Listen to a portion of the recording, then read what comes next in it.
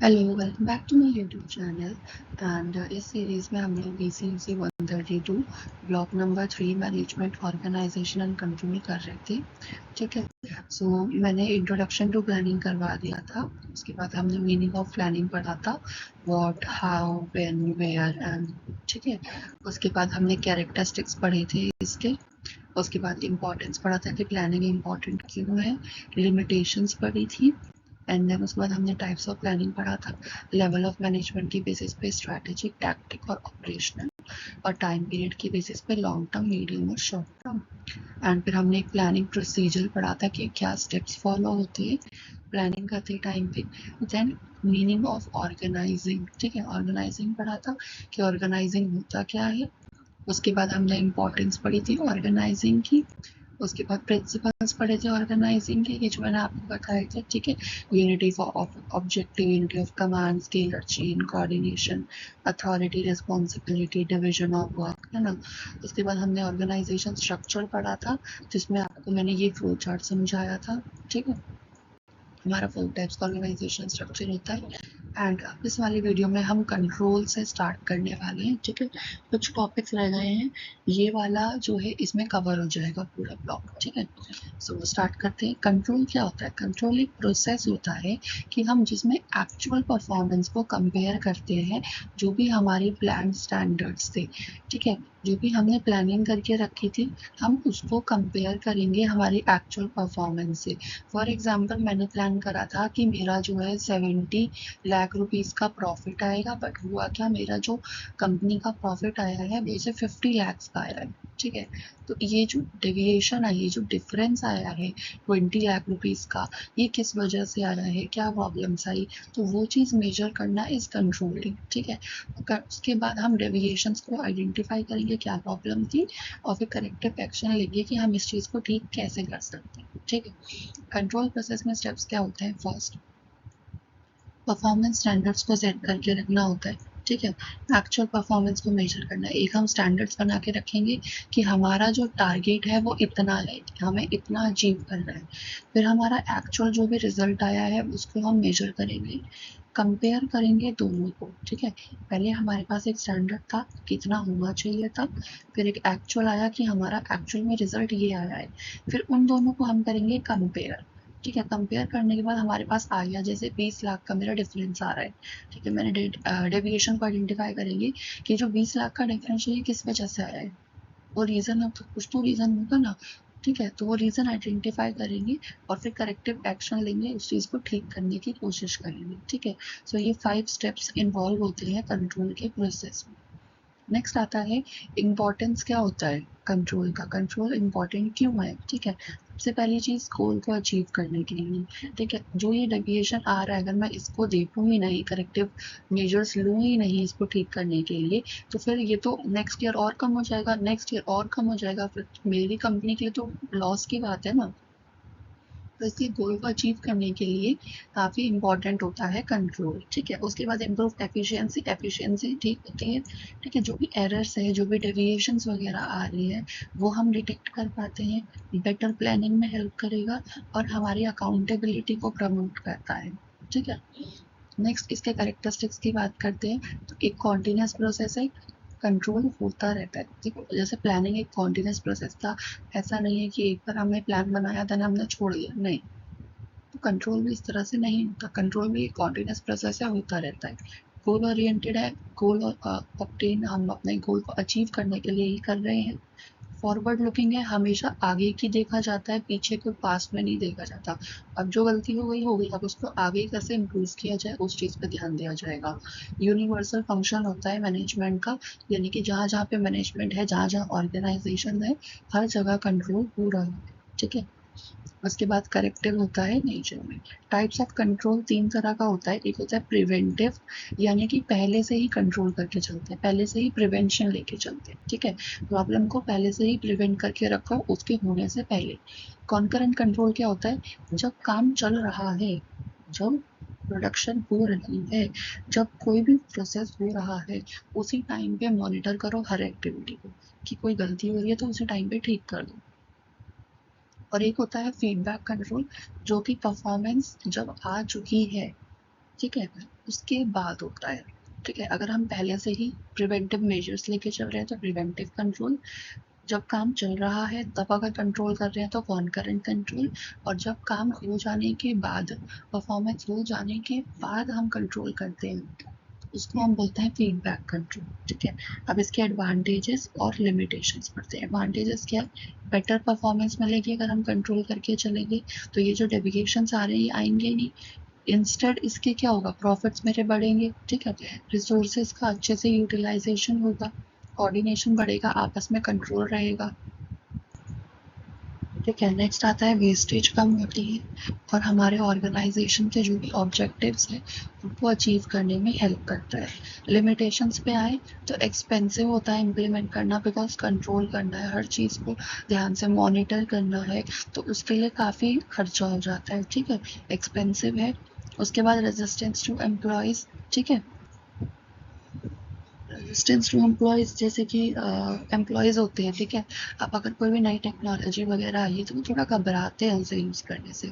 ठीक है, रेजिस्ट करते हैं, अपोज करते हैं। ठीक है, तो थोड़ा सा वो होता है इसमें। उसके बाद है difficult to measure qualitative performances. Qualitative performances को, क्योंकि हम क्वांटिटी पे ध्यान दे रहे हैं ज़्यादा, है ना, क्योंकि ये क्या है, हमारा प्रॉफिट इतना एक्सपेक्ट करा था, आया इतना है, तो हम क्वांटिटी पे ज़्यादा ध्यान देते हैं, तो क्वालिटी थोड़ी सी डिफ़िकल्ट हो पाता है, मेजर करना थोड़ा सा मुश्किल हो जाता है। ठीक है, उसके बाद एम्प्लॉय की क्रिएटिविटी हो सकता है कम हो जाए, वो सिर्फ गोल अचीवमेंट पे ही ध्यान दे रहे हैं, वो अपनी क्रिएटिविटी शो ही नहीं कर रहे। ठीक है, टाइम कंज्यूमिंग है, टाइम लगता है। ठीक है, एग्जाम्पल देखो, एक टीचर चेक करती है स्टूडेंट्स के वीकली टेस्ट को, उनके रिजल्ट्स को। ठीक है, और फिर कंपेयर करती है उनकी जो भी एक्सपेक्टेड परफॉर्मेंस है उनके साथ।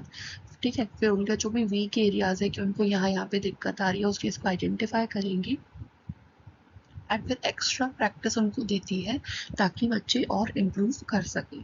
ठीक है, so control.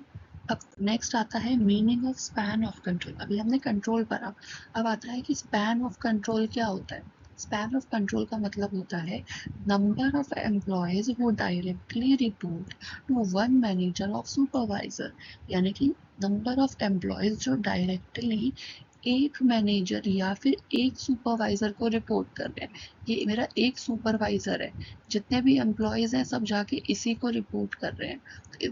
This is span of control. ठीक है, नंबर ऑफ एम्प्लॉयज जो एक सुपरवाइजर को, एक मैनेजर को कंट्रोल कर रहे हैं। टाइप्स होता है, पहला आता है वाइड स्पैन ऑफ कंट्रोल, यानी कि एक मैनेजर सुपरवाइज करेगा बहुत सारे एम्प्लॉयज को। ठीक है, सूटेबल है रूटीन वर्क के लिए, डे टू डे काम के लिए, जैसे स्कूल में टीचर सुपरवाइज करता है सारे बच्चों को, है ना, तो एक ही मैनेजर होगा, सारे एम्प्लॉयज को सुपरवाइज करेगा, रूटीन वर्क डेली के लिए सूटेबल है। एडवांटेजेस क्या है? सुपरविजन की कॉस्ट कम लगती है और कम्युनिकेशन फास्टर होता है। ठीक है, फिर आता है नैरो स्पैन ऑफ कंट्रोल। एक मैनेजर सुपरवाइज करता है कुछ एम्प्लॉयज को। ठीक है, अब अगर एक मैनेजर कुछ एम्प्लॉयज को अगर सिर्फ मैनेज कर रहा है, तो यहाँ पे क्या होगा, उसका सुपरविजन बेटर होगा, वो हर एक एक पर्सन पे ज़्यादा ध्यान दे पाएगा, ज़्यादा ऑब्जर्व कर पाएगा उसे। ठीक है, क्लोज मॉनिटरिंग होती है, बहुत ध्यान से मॉनिटरिंग वो कर सकता है। फैक्टर्स कौन कौन से हैं जो अफेक्ट करते हैं स्पैन ऑफ कंट्रोल को? देखो, नेचर ऑफ वर्क। ठीक है, उसके बाद ability of the manager, manager की एबिलिटी कैसी है, काम का नेचर कैसा है। ठीक है, हमारे जो एम्प्लॉयज है उनका स्किल लेवल कैसा है। फिर डिग्री ऑफ डेलीगेशन, देखो डेलीगेशन मैं आपको भी आगे बताऊंगी। ठीक है, पूरा इन डिटेल। उसके बाद टेक्नोलॉजी कौन सी यूज हो रही है, एम्प्लॉयज की लोकेशन क्या है, ऑर्गेनाइजेशन कितनी बड़ी है। तो ये सारे फैक्टर्स हैं जो अफेक्ट करते हैं हमारे स्पैन ऑफ कंट्रोल को, कि एम्प्लॉयज को कितने पर्सन या फिर एक मैनेजर कितने एम्प्लॉयज को कंट्रोल करे। ठीक है, सुपरवाइज करेगा। एग्जाम्पल, जैसे कॉल सेंटर मैनेजर है, वो सुपरवाइज कर सकता है 20 एग्जीक्यूटिव को। ठीक है, जो कॉल सेंटर का मैनेजर है वो 20 एग्जीक्यूटिव को एक टाइम पे सुपरवाइज कर सकता है, जबकि एक रिसर्च लेबोरेटरी मैनेजर जो होगा वो सिर्फ 5 साइंटिस्ट को ही एक टाइम पे सुपरवाइज करेगा। ठीक है, क्योंकि उनका काम जो है वो ज़्यादा कॉम्प्लेक्स होता है। ठीक है, तो स्पैन ऑफ कंट्रोल इज कि एक मैनेजर कितने पर्सन को, नंबर ऑफ एम्प्लॉयज को सुपरवाइज कर रहा है। ठीक है, नेक्स्ट आता है डिपार्टमेंटलाइजेशन या डिपार्टमेंटेशन। डिपार्टमेंटेशन का मतलब क्या होता है, ऑर्गेनाइजेशन को हम डिवाइड कर देते हैं अलग अलग डिपार्टमेंट्स में, उनकी एक्टिविटीज उनके फंक्शंस के बेसिस पे। ठीक है, डिपार्टमेंटाइजेशन के देखो नाम में ही है डिपार्टमेंट, यानी कि डिपार्टमेंट के बेसिस पे डिवाइड कर देना ऑर्गेनाइजेशन। ऑब्जेक्टिव्स क्या होते हैं, अगर मैंने अलग अलग डिपार्टमेंट्स बांट दिए हैं, डिपार्टमेंटलाइजेशन कर दिया है, तो उस केस में क्या होगा, स्पेशलाइजेशन आएगी। सारे एक ही डिपार्टमेंट, फाइनेंस डिपार्टमेंट तो फाइनेंस डिपार्टमेंट के सारे फाइनेंस से रिलेटेड एम्प्लॉयज फाइनेंस डिपार्टमेंट में, सारे सेल्स से रिलेटेड एम्प्लॉयज सेल्स डिपार्टमेंट में, तो स्पेशलाइजेशन होती है। ठीक है, कोऑर्डिनेशन बेटर होता है। ठीक है, सुपरविजन भी सही से हो पाता है। उसके बाद रिसोर्सेज का प्रॉपर यूटिलाइजेशन है। ठीक है, मैनेजमेंट थोड़ी सिंप्लीफाइड हो जाती है। एग्जाम्पल है जैसे कि एक मैन्युफैक्चरिंग कंपनी है, उनका प्रोडक्शन डिपार्टमेंट अलग, मार्केटिंग डिपार्टमेंट, फिर finance department, HR department, R&D department. ठीक है, तो इस तरह से डिपार्टमेंट्स बना दिए जाते हैं। नेक्स्ट आते हैं डिपार्टमेंटेशन के टाइप्स कौन से होते हैं। ठीक है, सबसे पहले आता है फंक्शनल डिपार्टमेंटेशन। फंक्शनल डिपार्टमेंटेशन क्या बोलता है, डिपार्टमेंट्स को हम बिजनेस के फंक्शंस के बेसिस पे डिवाइड करते हैं, जैसे एचआर डिपार्टमेंट, फिर फाइनेंस डिपार्टमेंट, मार्केटिंग डिपार्टमेंट, जो मैंने पीछे एग्जांपल दिया था ना, तो वो फंक्शन डिपार्टमेंट का है कि हम फंक्शन के बेसिस पे उनको डिवाइड कर देते हैं। ठीक है, नेक्स्ट आता है प्रोडक्ट डिपार्टमेंट। प्रोडक्ट डिपार्टमेंट में क्या होगा, हम प्रोडक्ट के बेसिस पे करते हैं, जैसे सैमसंग है, सैमसंग का मोबाइल का डिपार्टमेंट अलग है, टीवी का डिपार्टमेंट अलग है, फिर अप्लायंस डिवीजन अलग है। ठीक है, तो ऐसे ऐसे करके प्रोडक्ट्स के बेसिस पे हम अलग डिपार्टमेंट्स बनाते हैं। टेरिटोरियल में क्या होगा, जियोग्राफिकल एरियाज के बेसिस पे, जैसे नॉर्थ जोन का डिपार्टमेंट हो गया, एक हो गया साउथ जोन का, एक ईस्ट जोन का, एक वेस्ट जोन का। ठीक है, फिर एक आता है कस्टमर का, यानी कस्टमर के ग्रुप के बेसिस पे, रिटेल कस्टमर्स जो है उनका एक अलग डिपार्टमेंट बना दिया है, कॉर्पोरेट कस्टमर्स जो है उनका अलग डिपार्टमेंट, फिर एक प्रोसेस। ठीक है, डिपार्टमेंट जो बनाए जाते हैं वो प्रोडक्शन के प्रोसेस के हिसाब से, जैसे कटिंग हो रही है तो कटिंग का एक डिपार्टमेंट है, फिर असेंबलिंग होएगी तो फिर असेंबलिंग का एक अलग डिपार्टमेंट है, पेंटिंग होएगी तो पेंटिंग का अलग है, पैकेजिंग होएगी तो पैकेजिंग का अलग है। ठीक है, तो डिपार्टमेंट्स हम अलग अलग बेसिस पे डिवाइड कर सकते हैं अलग अलग डिपार्टमेंट्स में। ठीक है, जैसे फंक्शन में हम कर रहे थे, फंक्शंस के बेसिस, प्रोडक्ट में प्रोडक्ट के बेसिस पे, टेरिटोरियल में जोग्राफिकल एरिया। ठीक है, उसके बाद कस्टमर में हम कस्टमर ग्रुप के बेसिस पे, और प्रोसेस में हम अलग अलग प्रोसेस के हिसाब से। ठीक है, तो अब नेक्स्ट आता है forms of authority relationship. Authority relationship define करता है कि कैसे पावर और रिस्पॉन्सिबिलिटी फ्लो करेगा एक ऑर्गेनाइजेशन। ठीक है, कैसे पावर एंड रिस्पॉन्सिबिलिटी फ्लो करेगा एक ऑर्गेनाइजेशन में। ठीक है, ये होता है हमारा अथॉरिटी रिलेशनशिप। इसमें हमारे पास मेन फॉर्म्स आता है line organisation, functional organisation, line and staff और कमिटी ऑर्गेनाइजेशन। सबसे पहले बात करते हैं लाइन एंड फंक्शनल ऑर्गेनाइजेशन की। लाइन ऑर्गेनाइजेशन ओल्डेस्ट और सबसे सिंपलेस्ट फॉर्म होता है। ठीक है, इसमें क्या होता है, अथॉरिटी टॉप से बॉटम में आएगी, एक लाइन में फ्लो होती है। ठीक है, अथॉरिटी हमेशा क्या होगी, टॉप से बॉटम में आती है। अथॉरिटी जैसे पावर्स दी जाती है ना, जैसे मैंने एग्जांपल बताया था आपको स्कूल की क्लास मॉनिटर का, तो उसके पास अथॉरिटी है कि जो भी बच्चा क्लास में मिसबिहेव कर रहा है उसका नाम वो बोर्ड पे लिख सकती है। ठीक है, टीचर को दे सकती है, तो ये सब क्या अथॉरिटी। तो अथॉरिटी हमेशा टॉप से बॉटम में फ्लो होगी, तो वो लाइन ऑर्गेनाइजेशन एक लाइन में फ्लो होगी। ठीक है, हर एम्प्लॉय जो होगा वो अपना उनका एक सुपीरियर होगा, जैसे ये वाला एम्प्लॉय है तो यहाँ पे इसका सुपीरियर ये है, तो इसका सुपीरियर यहाँ है, ये है तो इसका सुपीरियर, तो हर किसी का एक सुपीरियर है जिसको वो रिपोर्ट कर सकते हैं। ठीक है, सिंपल स्ट्रक्चर होता है, डिसीजन मेकिंग काफ़ी फास्ट हो जाता है, और रिस्पॉन्सिबिलिटीज काफ़ी क्लियर होती है, सबको पता है किसे कौन किसके लिए रिस्पॉन्सिबल है। ठीक है, नेक्स्ट आता है फंक्शनल ऑर्गेनाइजेशन। एम्प्लॉय को गाइडेंस मिलता है स्पेशलिस्ट से। ठीक है, अलग अलग फंक्शनल एरियाज में उनको स्पेशलिस्ट जो होते हैं उनसे गाइडेंस मिलता है। जैसे एक्सपर्ट का सुपरविजन मिल रहा है। ठीक है, एडवांटेजेस क्या है, एक्सपर्ट का सुपरविजन मिल रहा है, उसके बाद स्पेशलाइजेशन हाई है, एफिशिएंसी बेटर होगी। ठीक है, नेक्स्ट आते हैं line and staff and committee organisation. सबसे पहले लाइन एंड स्टाफ।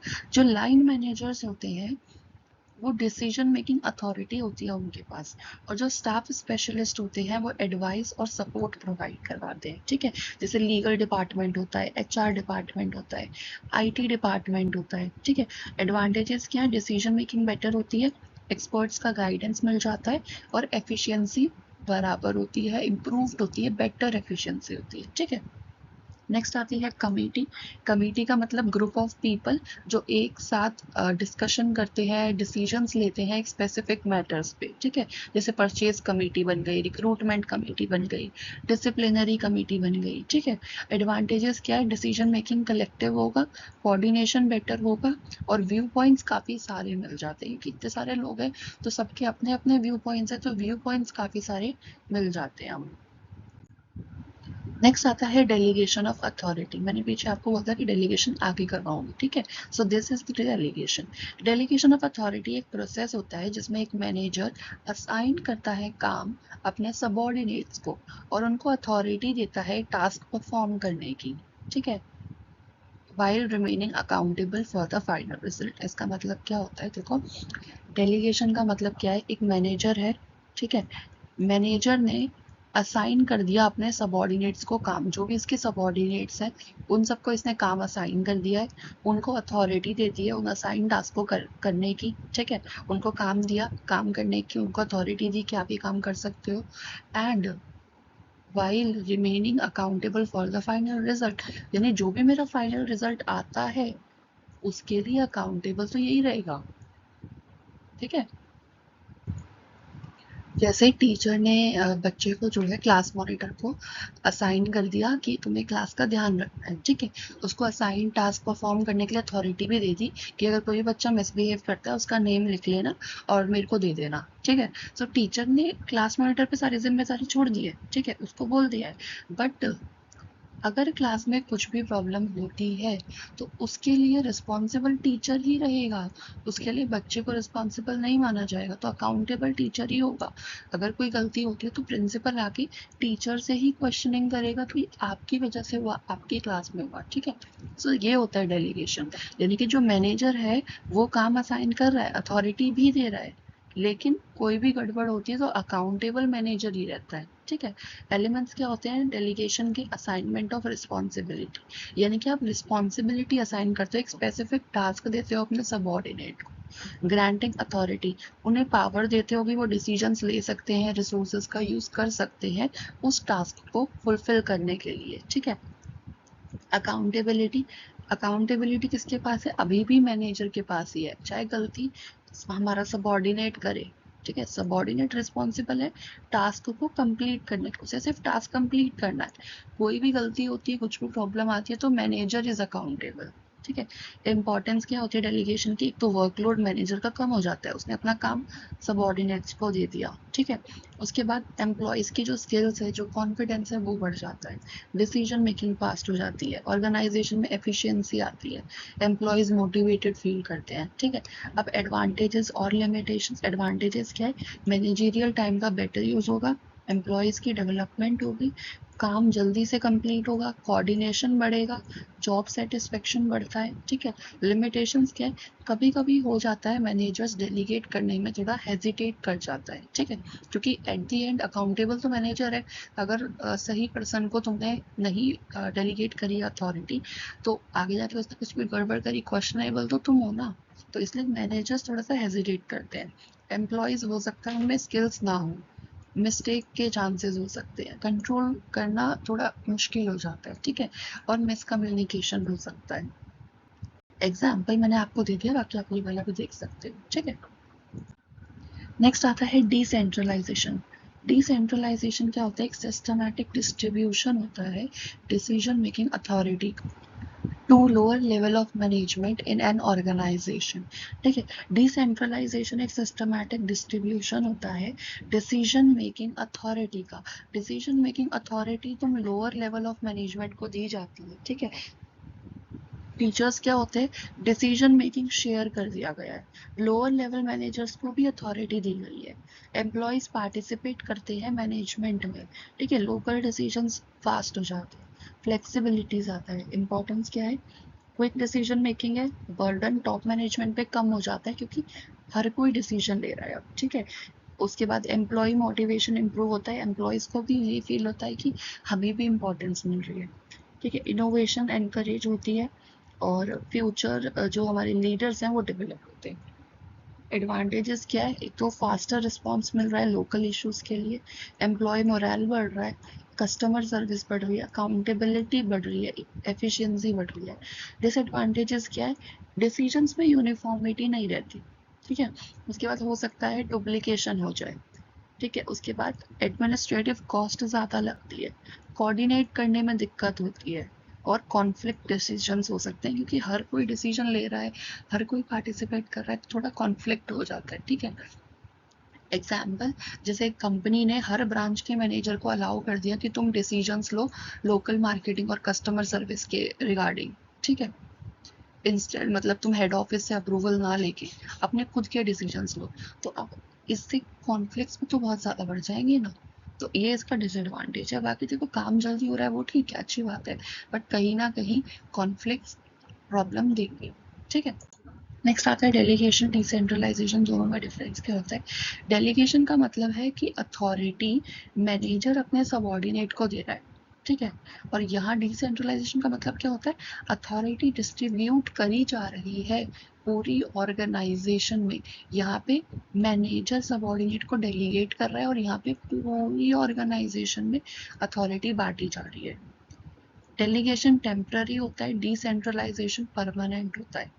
डेलीगेशन हमारा इंडिविजुअल रिलेशनशिप पे बेस्ड है, मैनेजर सबॉर्डिनेट। डिसेंट्रलाइजेशन पूरी ऑर्गेनाइजेशन पे बेस्ड है, ठीक है। डेलीगेशन मैनेजर अकाउंटेबल रहता है, कोई भी गलती अगर सबॉर्डिनेट कर रहा है स्टिल अकाउंटेबल मैनेजर रहेगा। डिसेंट्रलाइजेशन में जो लोअर लेवल के मैनेजर्स होते हैं वही अकाउंटेबल है अपने खुद के डिसीजंस के लिए। डेलीगेशन में लिमिटेड ट्रांसफर ऑफ अथॉरिटी, आपको अथॉरिटी मिली, आप अपनी अथॉरिटी किसी और पे नहीं डाल सकते। डिसेंट्रलाइजेशन में अथॉरिटी इजीली डिस्ट्रीब्यूट करी जा सकती है, ठीक है। सो हाँ, यहाँ पे हमारा ब्लॉक नंबर 3 कंप्लीट हो गया है पूरा, ठीक है। सो अगर आप लोगों को कंसेप्ट क्लैरिटी मिली है, अच्छे से हर चीज़ें समझ में आई है, so please to subscribe my channel and like the video and मेरे को कमेंट करके ज़रूर बताना आपको वीडियो कैसी लगी है। किसी स्पेसिफिक टॉपिक पे अगर डिटेल में वीडियो चाहिए तो आप मेरे को कमेंट करके बता सकते हो। बाकी thanks for watching, bye bye.